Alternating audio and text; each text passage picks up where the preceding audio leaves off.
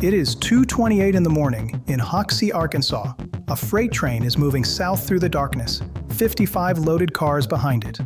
Ahead, a signal turns red, then another, then a third. Inside the cab, nobody touches the brake. Nobody touches anything at all. Two men are sitting at the controls of a 100-ton machine, and both of them are asleep.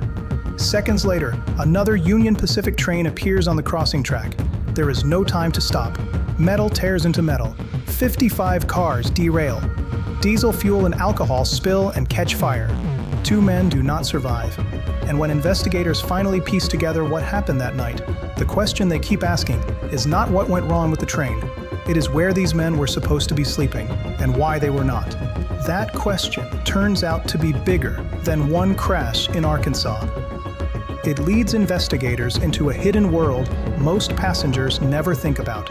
A world of exhausted men trying to rest inside machines never built for rest.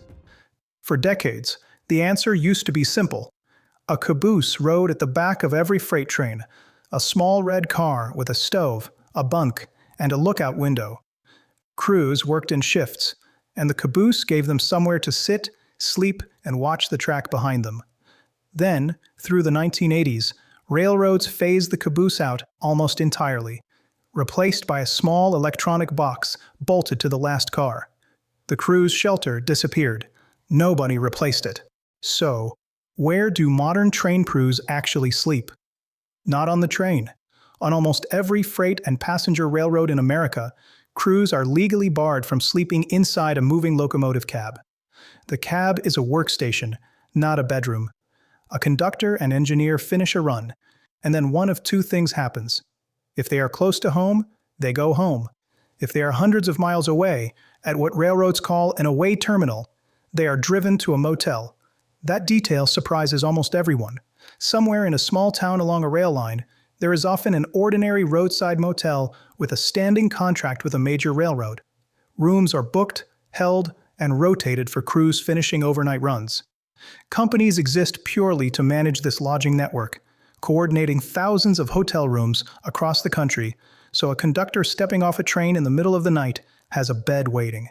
But the system has a flaw the Hoxie crash exposed in the worst way possible. Federal law limits crew members to 12 hours on duty. It says nothing about how those hours are scheduled, or how much real sleep a worker gets between shifts. Investigators discovered the conductor on that southbound train had worked wildly irregular hours in the days before the crash.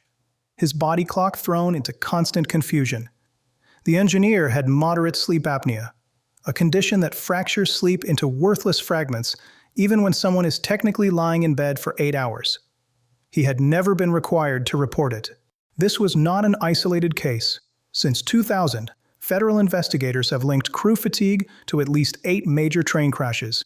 A coal train slammed into a parked train in Iowa after its crew fell asleep. A commuter train in Hoboken failed to stop and struck the station wall. Another in Brooklyn crashed through a bumper post at speed. Different railroads, different cities, the same hidden cause sitting underneath each report. So the real answer to where train crews sleep is not one place. It is a fragile patchwork of motel rooms, home beds, and rest windows squeezed between irregular shifts, held together by a rulebook that limits hours worked, but not hours truly rested. The caboose is gone. The rest it once offered was never fully replaced. And every night, somewhere on the American rail network, a crew is finishing a shift and asking a question passengers never have to. Where and when will I actually get to close my eyes?